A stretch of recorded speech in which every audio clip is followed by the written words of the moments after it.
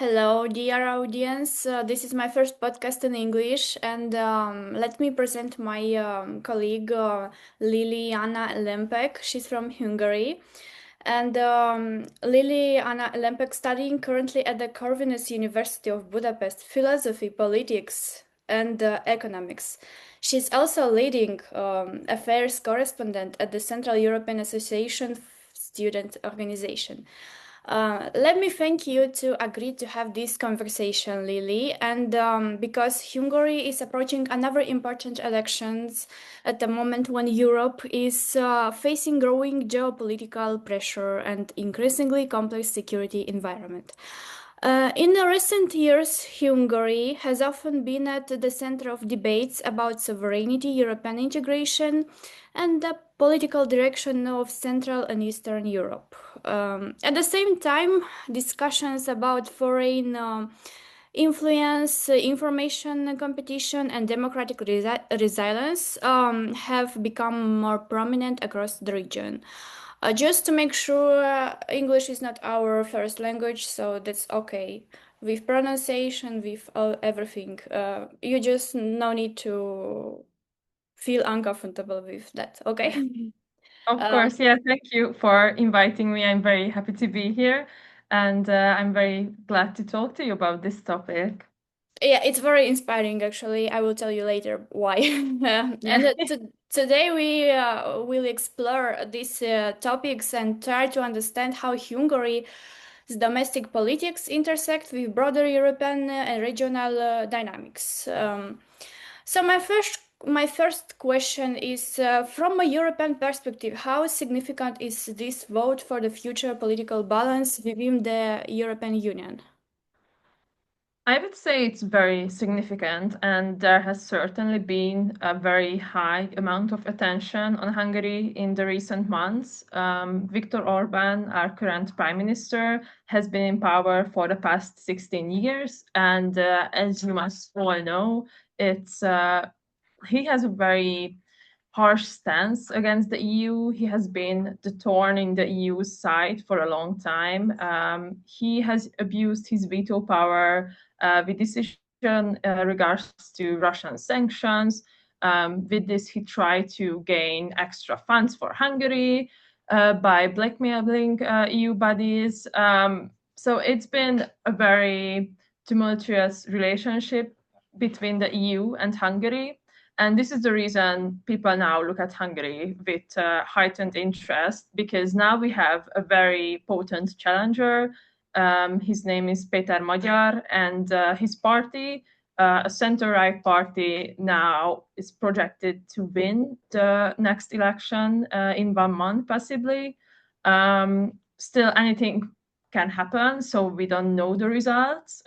It's still very much a super close race, but for the first time in many, many years now, it might be there might be a chance for Hungary to turn towards a more pro-European stance and to left this chapter in history behind us once and for all, finally. Yeah, I saw some statistics like Peter Magyar. Do I pronounce Yeah, correctly? yeah, no, that's Uh, correct. Yeah, he's like leading with 14% of in some yes, statistics, but yes, still you have 32% of undecided people yes. voters.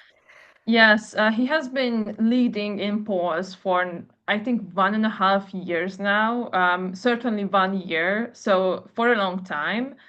But I still don't think it's that or like that like easy to win this race for him, because most voters who support Orbán, uh, they sometimes only get involved in politics at the elections, so it's hard to measure his actual Okay. support. And what usually happens during Hungarian elections is that on the day of the election, campaigners from Orbán's party go around the villages, like knock on doors and remind people that they should vote, and then they go and vote. And he has a much like more significant voter share than what polls might suggest. There is also this um, thing called voter winners compensation, sorry, and it basically means that the leading party is, through some electoral machination, which I won't go into explaining because it's very boring and kind of Okay. complicated, but it basically means that if your party is winning in the Hungarian system, you could have, like, I don't know, 54% of the votes, as Orbán had the last time, but he gained 70% of the parliamentary seats because of this winners compensation mechanism. So the winning party will be enlarged in the results. This could also mean a certain edge for TISA. This is Péter Magyar's opposition party. So a certain edge for them as well, but it's hard to negotiate or like go through this Hungarian electoral system because it's so skewed towards the winning party, which has been Fidesz for a long time. So it's definitely not a fair system at all. Okay, so that's a problem because they changed Yes. the laws for election. Yes, they do it quite frequently. They haven't in the past months, as far as I know, in any major way. But for a long time, there was even a debate whether Péter Magyar could even run in the election, or he will be barred by some kind of I don't know, petty reason or some kind of machination. He hasn't been bored yet, but yes, we don't know what to expect, honestly, from the governing party. Yeah, Hungary's domestic politics often resonate far beyond its border, particularly because of the strong political narratives around sovereignty and national interests. Prime Minister Viktor Orbán has framed many of his policies around sovereignty and the national interests. How do these ideas resonate with Hungarian voters today, especially in the context of current geopolitical Yes. tensions in Europe? Yeah, I mean, they still do, I think, very strongly because Hungary as a nation has this kind of revolutionary character. Our most important national holidays are all about revolutions when we fought against the Habsburgs, the Russians, so much like stronger opposition than the Hungarian nation. And we have this sense of being always the underdog, being always the one who is weaker but like has this spirit to always keep up fighting. And Viktor Orbán for a long time embodied this revolutionary figure, you could say, and many Hungarians saw his stance against the EU as something of like, oh, finally he tells them what's up, like finally somebody stands up to them as The this EU. kind of yes. So it's So very. practically, he framed the EU as the enemy. Yes, definitely. Yes. The EU right now has a very, I wouldn't say a negative connotation with Hungarians because most Hungarians still support the EU and are still very pro-European. But Orban certainly has this narrative that the EU wants us to do what it says, that we will lose our own sovereignty, we won't be able to control our own country. So he plays on these kind of, as you said, sovereignty issues quite well. But I think it's definitely losing its momentum with Hungarian voters because we had seen on propaganda like pictures all over the towns and posters, Ursula von der Leyen's face, for example, together with Zelensky, and with like I don't know, titles such as "Don't let them have the last laugh," like, you know, this kind of Okay, yeah. very negative campaigns. And people are just sick of this, I think, and they Very just want similar to to have. Moldova, yes. Yes, they just want to have a normal and balanced relationship with the EU. They still maintain this position that, oh, we should be, you know, like sovereign, we should be the one controlling our own country, but they are very adamant, most Hungarians nowadays, that we should have a good relationship with the EU and we shouldn't continue this kind of very argumentative and very like tension-filled relationship with them. Yeah, that's very, very reasonable. Yes. At the same time, Hungary has long maintained close ties with Hungarian communities living abroad. How important are these communities in Hungary's domestic political landscape today? Mm-hmm. Yeah, so this is a very interesting topic, I think, because inside Hungary, people talk about this quite a lot and has been for the past, I think, 30 years, ever since the regime change from the Soviet Union in 1989. But Hungarians who are outside of the country but still vote are actually not that big of a big share of the vote. So, for example, in the last parliamentary election, it was only 3% of all voters who voted outside of Hungary. So that's not that much. However, So that's not a it's big deal.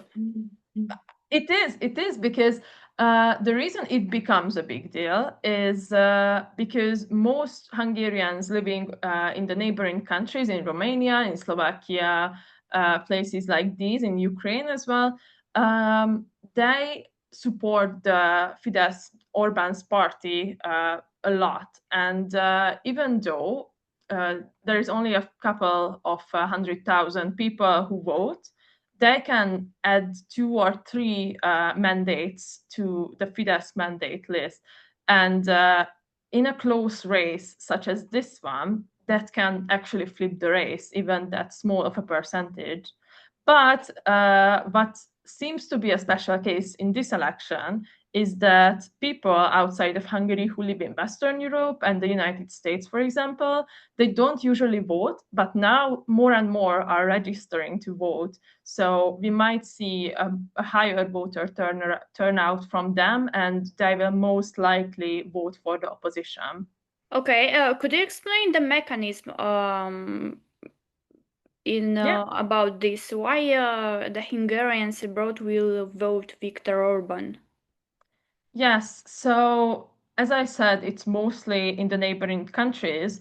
And the reason for this is that the government party has had a very strong support for these communities in investing in infrastructure, investing in their schools in Hungarian, investing in their communities. And because the state, which are the mother states there, so Romania, for example, in the case of Transylvania, they don't always support these Hungarian groups and these Hungarian communities. So the only support they have is the Orbán and his party. And these groups are also tend to be more conservative, more religious. So it's been a long established tradition, you could even say, that they vote for the Fidesz party. But what is also an interesting caveat in all of this story is that these people who, in most cases, have a Hungarian nationality, but they don't have a Hungarian residence card, they can vote by mail. However, the people living in Western Europe who are more likely to vote opposition, they cannot vote by mail. They can only vote at their embassies. And there are quite a few places actually where you can vote in Western European countries. Obviously, we have like in the capitals and stuff like that. But for example, in the case of Austria, Romania, I think has I won't say these numbers correctly because I only got them You from can say approximatively, it's okay. yeah. So Romania has, I think, 8 or 9 places where you can vote as a Romanian living in Austria. But in the case of Hungary, it's only 2 places in the country. So it's much lower. Okay. And this basically means that the people who are more likely to vote against Orban are systematically have a hard time voting because of this. I Okay. don't know how So understandable this whole process yeah, it is. was understandable. But my Okay, question yeah. is, So the party, the government of Viktor Orbán, is doing much for much things for the Hungarians living abroad than the Hungarians Yes. living in the Hungary. I wouldn't say that. I wouldn't go as far, but there is a certain type of frustration in Hungarians Okay. living inside Hungary that these people, despite of being Hungarians, they don't live in Hungary, but still they vote about the issues that happen inside Hungary. But I don't think there is an actual support for doing anything like removing their votes or barring them from not being able to vote. I don't think much people support that. Okay. But yes, the debate is still there, but I think most Hungarians are still in favor of the Hungarian diaspora having their votes as they have it now. Okay, but beyond voting, these communities are often situated at the intersection of national identity, regional politics, and diplomacy. Um, Hungarian minorities in neighboring countries, particularly in Romania and Ukraine, often find themselves at the intersections of national and regional politics. How does Budapest balance cultural support of these communities with the sensitivities of regional diplomacy? Hmm, I I won't say I have a sure answer for this because I feel like it's been a very changing topic. For example, in Slovakia right now, they have this issue with the Beneš doctrines. I don't know if you Okay. are familiar with that. It A basically little bit, means yes. Okay, yeah, it basically means that according to a doctrine the Slovakian parliament accepted way back around the Second World War, they can now confiscate lands from Hungarians without any kind of legislative process. So they just rewrite the name and it's not the Hungarians anymore.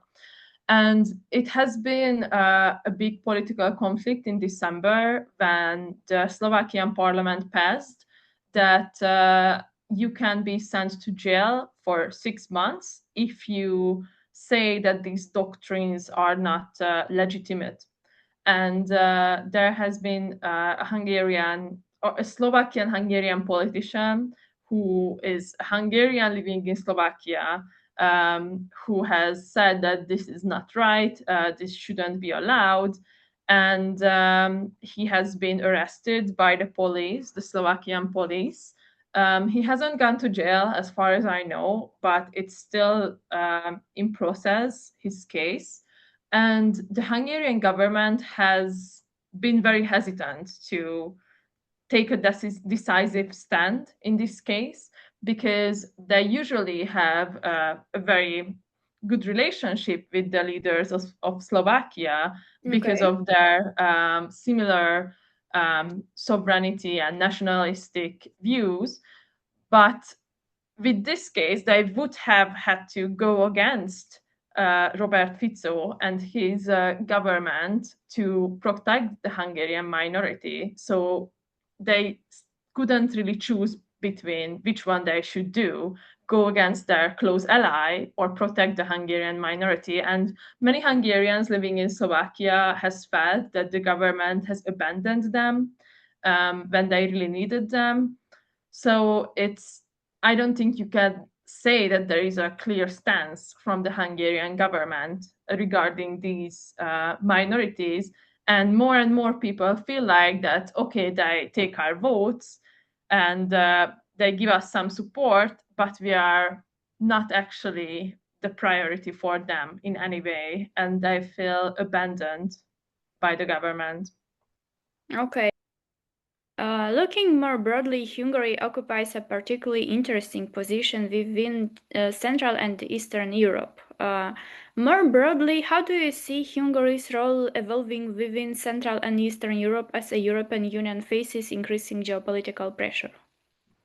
Yes, with this topic, I actually have very high hopes because Hungary is still part of the Visegrad 4 alliance, which you might know. It's Poland, Hungary, Slovakia, and Czechia. And this alliance has weakened in the past few years, also because of Orbán's politics with the EU.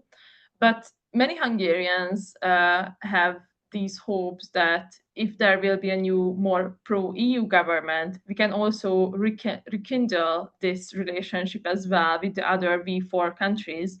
And I personally also believe in this central European identity that I think us, these countries, are very similar and we are very connected, and we should be like a strong alliance and we should act together. And it's very disheartening to see that, for example, with Poland, Hungary has had a worsening diplomatic relationship.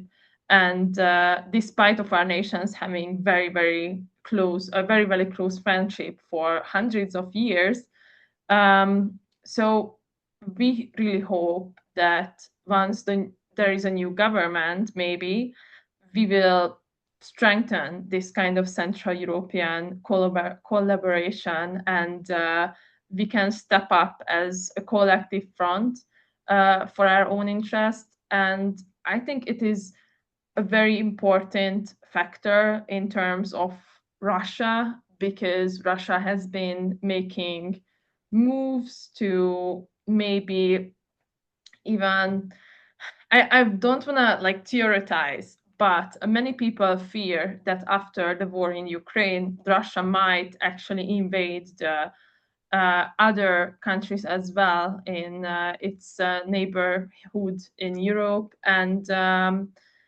I think it would be a good thing if there would be a collective front against Russia as well, and no country would be hesitant to say that we should be pro-EU and against Russia, because right now it's not as clear of a picture as it should be. It's a gray zone, actually. Right now. Yes, yes, definitely.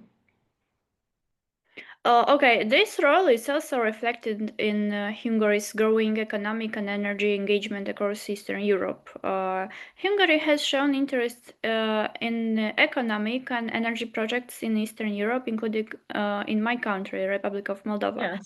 What strategic interest does have Hungary in the region today, in your opinion? Yes. So the energy question is a very central one right now because of the Russian oil, and the need for us to not depend on Russian oil. But with Hungary, we hasn't really made the step away from the Russians in this sense.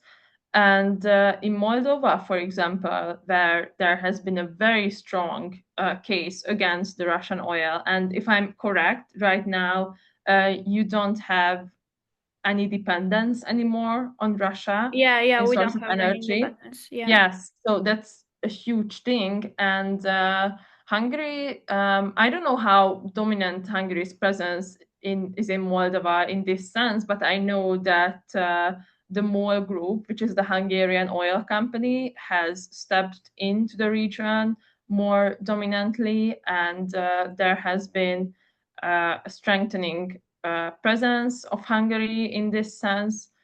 But I think there is a very clear example we should take away from Moldova in stepping away from the Russian gas, because long term it's driving us into a corner where we won't be able to back out from.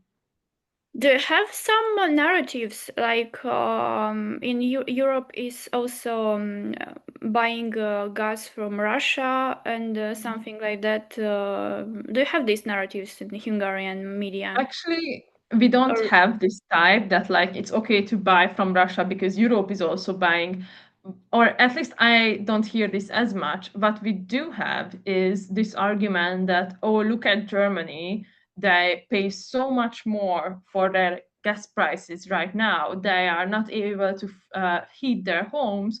And in Hungary, because of the cheap Russian gas, which is not as cheap as Orbán tells people it is. Because of the cheap Russian gas, we can afford to heat our homes, and Hungary has such a better position than even the Western European countries because we are being smart about relying on Russia. I think it's this kind of narrative that we are actually able to play both sides by being this Yeah. like savvy diplomat, but obviously it's not working. Like it never ends well when you try to play both sides. I can give you an example. It never ends well because of the Transnistrian region.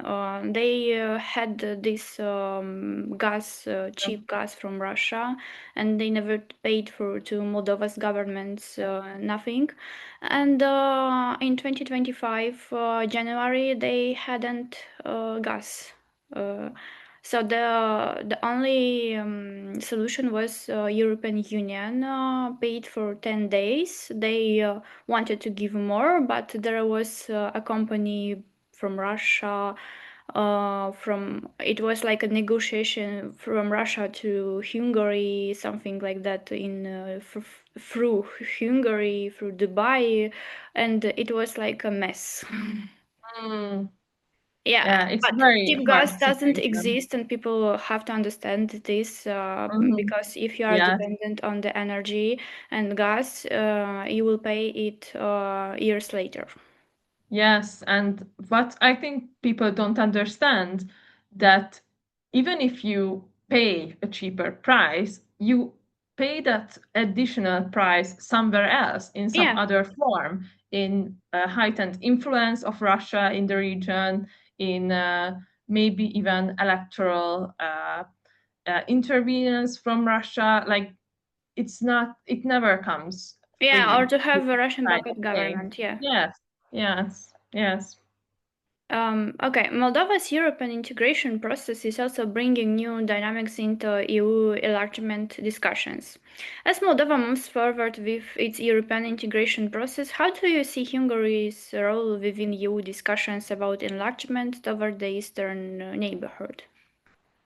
With this topic, Hungarians, I think, are very divided because most people right now, I don't think, support enlargement for any country, really. It's not just Ukraine or not just Moldova, but as far as I heard and as far as I read, Hungarians think that the EU is already a very bureaucratic, very slow institution, and by adding even more states, it will be even slower. It will work even worse.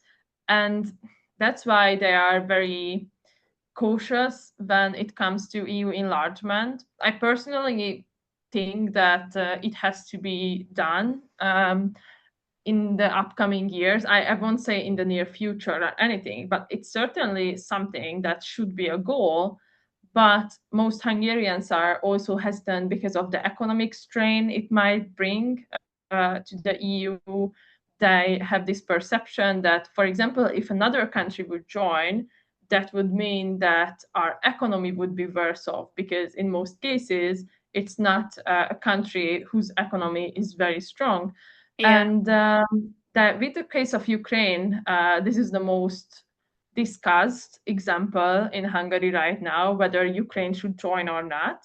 And Hungarians are actually against Ukraine joining because Hungary has a very strong agricultural sector in terms of wheat and all these crops. And because Ukraine is also a very important player in this sector, Hungarians are afraid that Hungary would be at a disadvantage because of this. Um, and it certainly doesn't help either that Orban is using these kind of narratives to stoke hatred and fear towards Ukraine and other countries who would wish to join, because it's something that could actually divide quite a lot of Hungarians on this topic. and people as well. Yeah, Yes, towards yes, all the EU countries. yes. Yes, but So you and the Gen Z from Hungary who are supporting European Union have a homework how to convince Hungarian to yeah, vote. yes, but I think most people in my at like my age would eventually support Moldova joining and maybe even Ukraine joining. It's just right now they don't support it. Okay. It's okay, we have democracy. We still have democracy, so Yeah. there are just we need to bring more good arguments. That's all. Mhm. Okay, another area where political competition increasingly takes place in the media environment is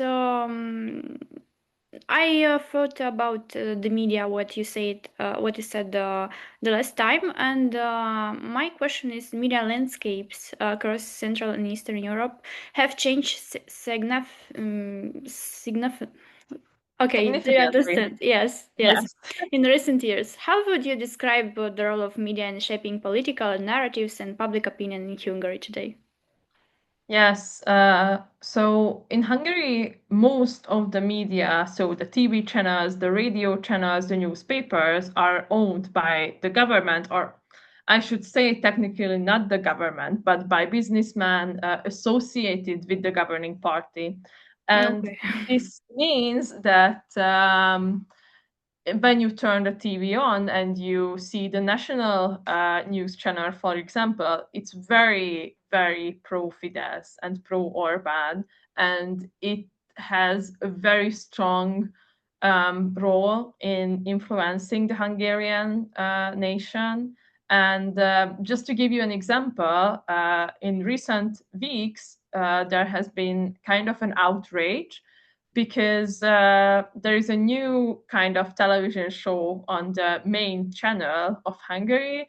It's called, I think I could translate it to the horrible or the horrific details of the war in Ukraine. And it's a show about how bad the war in Ukraine is. And it implies that if Orban gets removed from office, this will also happen to Hungary because we will be at war. So we have stuff like this. It's War very narratives, harmful. yeah. Yes, it's very harmful. It's not true, and it's blatant propaganda basically. But on the flip side, I think we can be very proud of the independent media sector of Hungary today because we have some news agencies and news sites and investigative journalist groups who are financed by public contributions. So, for example, they have a Patreon, they have a YouTube subscription page where you can be a member, and they are financed by this kind of community financing, and they do an excellent job at reporting about Hungary. And there has been a, a lot of fight back against them from the government. Last year, Harassment, yeah. they Yes, and harassment. Last year, we even had this huge issue that the government tried to pass a law that would forbid these organizations to take okay, so I will have to explain one more concept for you to understand this. So when you pay your tax in Hungary, there is 1% of your tax you can decide to go to any kind of organization in Hungary, like charity organizations, stuff like that. And you can also donate this 1% to these media organizations working independently of the Hungarian government. And basically what they wanted to do is not permit is to permit these organizations to receive these donations, which would mean that they would lose most of their support and income from everyday Hungarian people. They Is wanted to this do legally? this. That Yes, they wanted to do this by saying that when you receive a personal donation from somebody outside of Hungary. So, for example, if I live in the UK and I donate as an independent person 10 euros to this Hungarian media, that would mean that I'm financing from a foreign country this media, and they wanted to say that, oh, these are like foreign financed countries Okay, foreign by agents copy paste yes. from Russia. And so Yes. it's a very like turnaround way of saying it, but in the end it didn't happen because there have been massive protests regarding this, and people went to the parliament and they protested and they realized that, okay, yeah, this might be too far, but it has been a very scary step towards a more Russian way of doing politics, because it's not something you would hear in a Yeah. European member state. Like, it's unbelievable that they even thought this could happen, and they didn't end up going through with it in the end, but it was certainly a possibility. What about the access of to public institutions, the information? How do you get it from government? Yes, so I have limited experience with this, but as far as I know from other journalist colleagues, it's very difficult because most Hungarian institutes would say that we don't have permission to give you this information and go to this other organization, and they just keep sending you to next and next and next, and you never reach the end of the line basically. And for example, we have a lot of cases when a minister says that, yeah, don't ask me about this topic. There is another responsible people for that. And that other people who they name from the government also says it's another people. So, it goes So around they the are whole thing. placing the responsibility that Yes, they, I think they exactly. are the same, you know. Yes, and you can basically never reach an actual valid information regarding the topic. But what has certainly been an effective way of doing investigative journalism, for example, is relying on sources and witnesses, and we have, for example, Transparency International. Um, they have done major works in the legal sense because they have filed a lot of lawsuits against the Hungarian government to provide them information, and it took like sometimes even years and years for them to win the lawsuits, but they win most of them eventually. It's just a very expensive and very long process to do it, basically. Yeah. But there are still ways, but they are very difficult.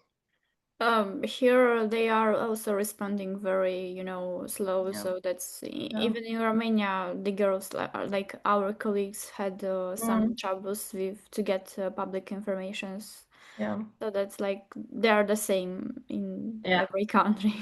yeah, unfortunately. Yeah. Um, According to recent investigative reporting, Russia may already be deploying social media manipulation networks connected to diplomatic structures in the region. Um, how should Yes. democratic societies respond to this increasingly sophisticated influence campaign? Yes. So with this certain event, it has been said by a very famous and very respected Hungarian investigative journalist, that Russian agents are here in Budapest trying to influence the upcoming election. And the reaction to this, I think, has been kind of underwhelming, but it's because so much is happening, I feel like, in Hungarian politics, and it's also a strategy from Putin, for example, that there is like so much stuff happening at the same time that people get tired and people cannot even react anymore to one event because there is something even more serious the next day. And this has been the same with the Russian agents as well, that Yeah, that Hungarians are guy like, Kiriyenko, who was yes. in a charge in Moldova's elections too.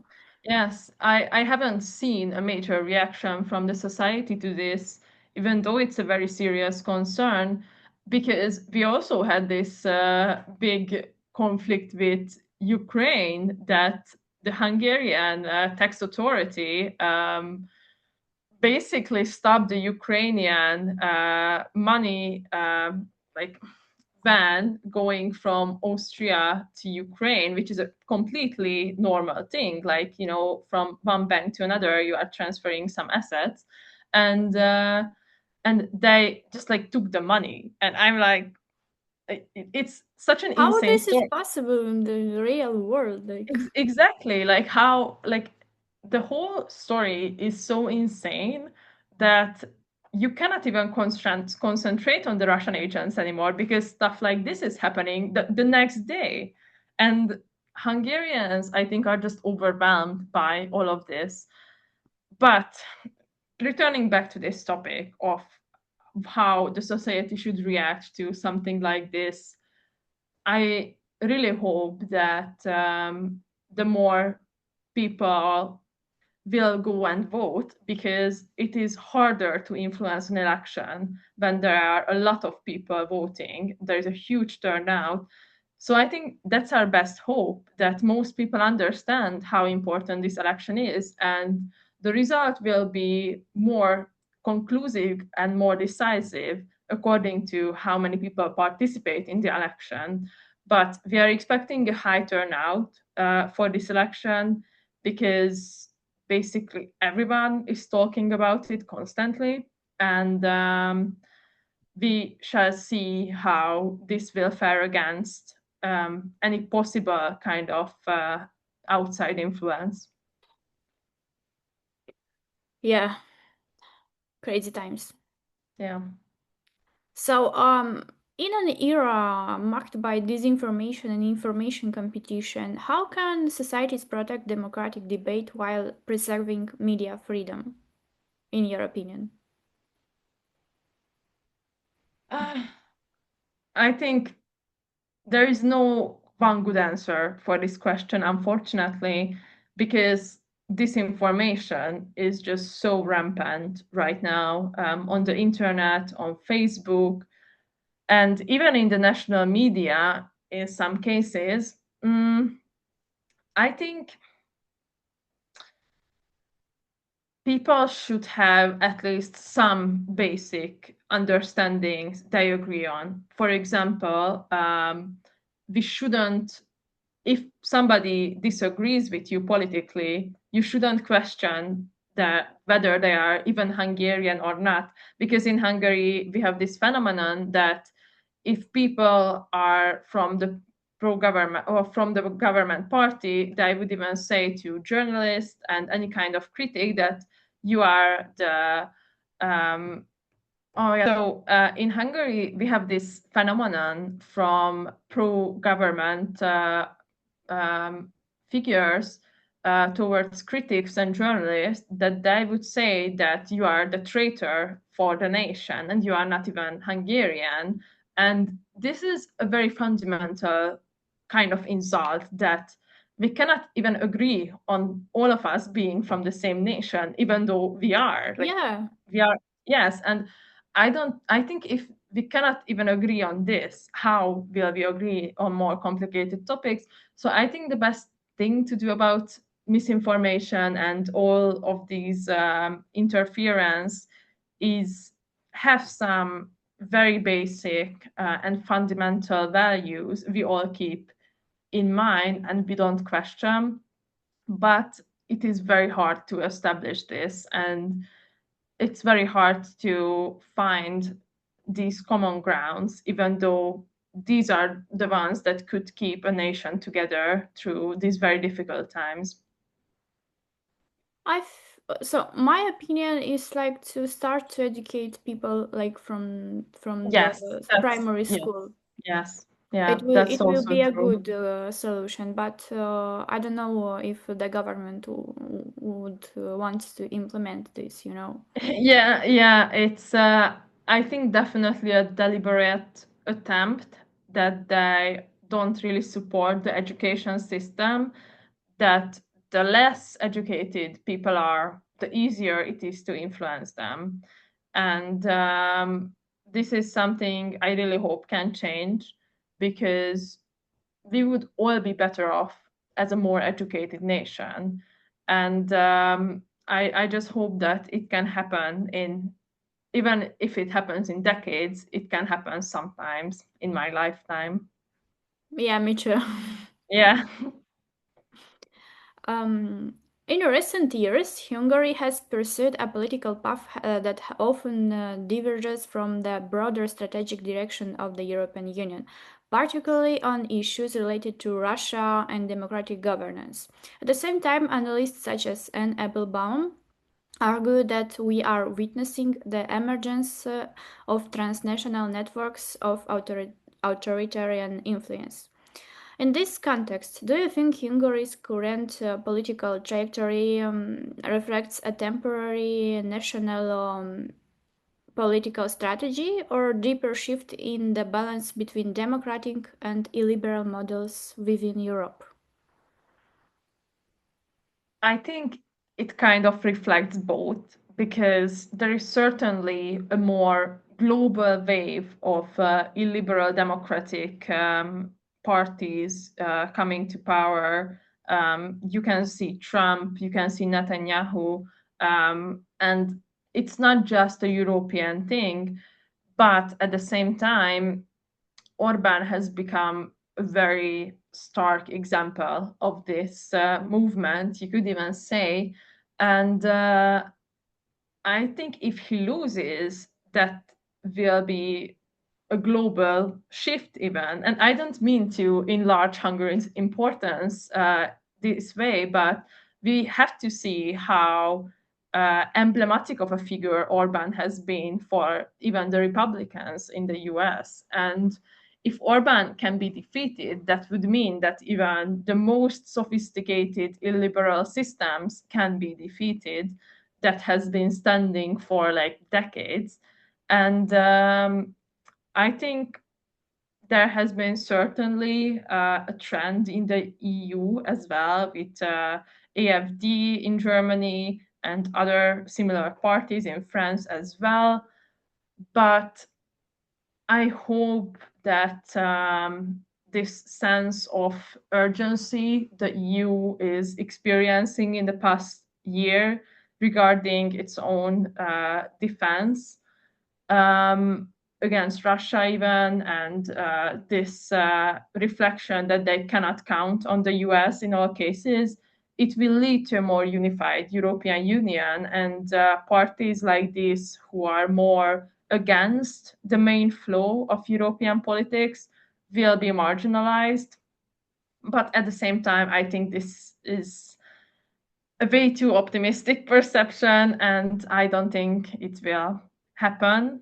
But I just have this hope that parties like this will not become the mainstream. But with Reform UK, for example, I think it certainly has the grounds to become the leading party.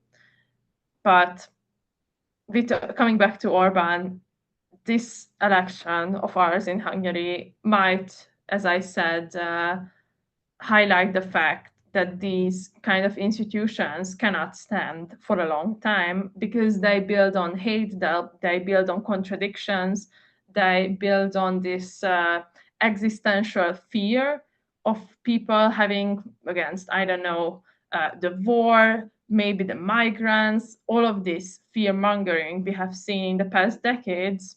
It cannot stand for a long time, and definitely it cannot stand indefinitely. Okay, and my final question is looking ahead, what do you think about the future of Europe? Will be shaped more by deeper integration or by competing national visions of what Europe should be? I don't think there will be deeper integration long term. I think we will see more of this multi-speed European Union. I don't know if you're familiar with that term. It basically means that certain parts of Europe won't have the same kind of integration. But we also see this right now with Do the you mean Eurozone. about like without right to vote or something? Yes, maybe even that. And there also might be a certain level of informal change. So, for example, what people are very concerned about in Hungary right now, who wants to be more pro EU, that if Orbán manages to hold on to power, we will be marginalized from the EU, not on paper, so we won't be kicked out, but Hungary will, for example, lose its veto power if there is like a reform with the EU decision making process. We won't be included in the important strategic talks. We won't be included in the important economic alliances. And on paper, we will stay in the EU, but in practice, we won't be So a yeah, fully basically operating Hungary state. Yeah. cannot take some money from the. Oh yeah, we don't we already have huge amounts of EU funds suspended right now. I think it's 19 billion euros frozen to Hungary. We might receive that if there is a government change, but nothing is certain. Hungary would very much need that money because our economy has been in a very bad shape for the past few years. There hasn't even been 1% of growth. There has only been stagnation. The whole economy just like came to a halt, a stop, and we cannot move on. And Hungary would need that European funds, need those European funds to get back to its feet. But I don't know how optimistic we can be in this regard. I understand. Yeah. That's a gray situation. Yeah. Yes, it certainly is. But on, as I said, on a more positive note, I think there is still a real choice here and there is still a way out, and it doesn't have to be this way. So for example, what many people hope a TISA government, the opposition government, if they get elected, would do is put the topic of joining the eurozone back into the discussion. And if Hungary could, for example, adapt the euro in some years, that would mean that it would have a very strong integration inside the union, and that way it couldn't be sidelined the same way it would be if Orban remains in power and continues his not very friendly position with the EU. Yeah, it's about like you said, not very friendly. It's a very good It's a very description. aggressive, yes. I Yeah. don't mean to No, no, no. It's very belittle. good description as Yeah, well. yeah, of Thank you very much for joining this conversation and make course. a clear situation for me. And wish you good luck with your projects. If you need Thank some you. help, you can count on me. You know my number. You know my Instagram. Okay. So yeah, Yes, yeah. Yeah, the same is true for you as well. And I'm really grateful I could be here in this podcast. I was very happy to talk to you about this, and I hope it will be enjoyable and interesting for our listeners as well. I think yes. Yeah. Yeah. And good luck with your project about the story. You know what Yes, story? I will not yes, thank say you. here. But I want to read it as soon as possible Thank at you. the end of the project, and I hope the things will get better and will get the way you want in your country for your country. Yes, Yes. yes. We hope for a very bright future ahead, but yes, we will stay realistic for Yeah. now. Objective. Yes, yes. Thank you. Thank you very much, and see you soon. Yes, see you.